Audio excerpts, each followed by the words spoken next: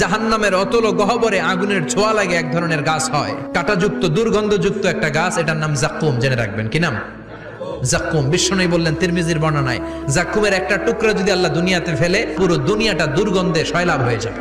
পুরো দুনিয়ার মানুষগুলো জাক্কুমের গন্ধে ওই জায়গায় শেষ, পুরো দুনিয়াটা নষ্ট হয়ে যাবে। ওই কাঁটাযুক্ত জাক্কুম তাদেরকে দেয়া হবে, ক্ষুধার চোটে জাক্কুমই খাইতে শুরু করবে। আহা, খেতেও পারবে না, গিলতেও পারবে না, এবার কয় পানি দাও। জাহান্নামীদের জন্য 4 ধরনের ঝর্ণা আছে।